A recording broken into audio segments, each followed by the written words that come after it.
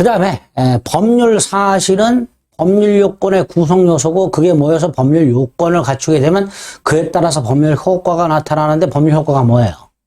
권리 의무 관계의 변동, 법률 관계의 변동을 말합니다.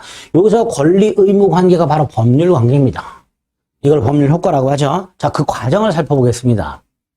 법률 관계를 변동시키는 원인, 그게 뭐다? 법률 요건. 법률 요건에는 법률 행위와 법률 행위 이외의 원인 두 가지가 있게 됩니다. 법률 행위 이외에는 대표적으로 법률 규정이 있죠. 자, 법률 관계 원인, 뭐라 한다? 법률 요건. 그 중에 핵심이 법률 행위입니다. 계약 같은 거. 자, 법률 행위, 매매 계약 같은 거, 법률 행위 이외의 원인, 상속이나 경매 같은 거. 이런 것들이 법률 요건으로서 계약이나 상속이나 경매 등을 원인으로 하여 변동이 된다. 원인과 결과 이렇게 되겠죠. 그렇게 일단 뼈대를 잡아주시면 돼요. 자, 법률 관계가 어떻게 변동이 되는 그 과정 말씀드렸죠. 법률 사실이 모여서 법률 요건을 충족시키면 법률 효과가 발생한다 그랬습니다. 이게 변동 과정이죠.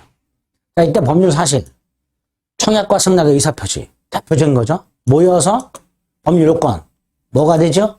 계약. 그럼 어떤 결과가 생기죠? 채권 채무의 발생. 이런 과정을 통해서 법률 관계가 변동이 된다라고 생각하시면 돼요.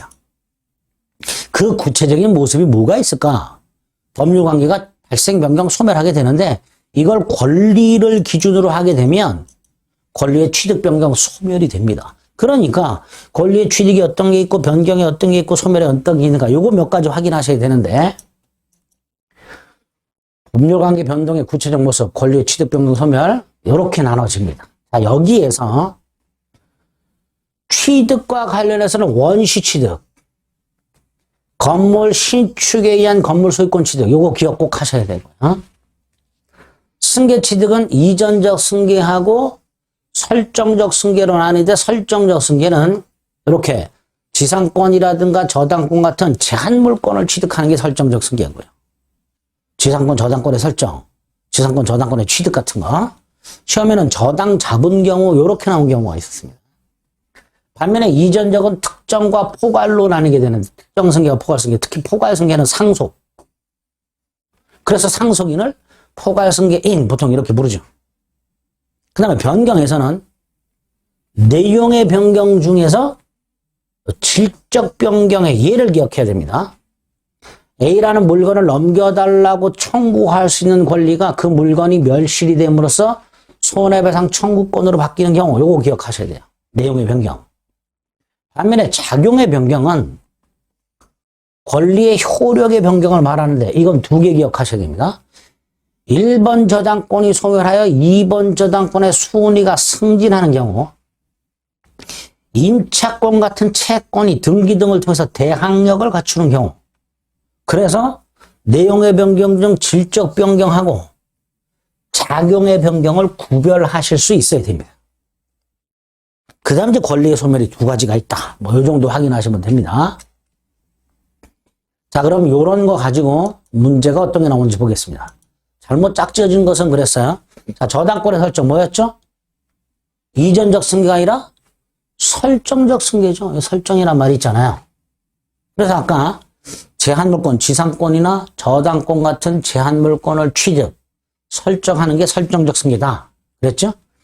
자, 소유권 포기. 이건 이제 이따가 법률행위 종류에서 나오는 건데요.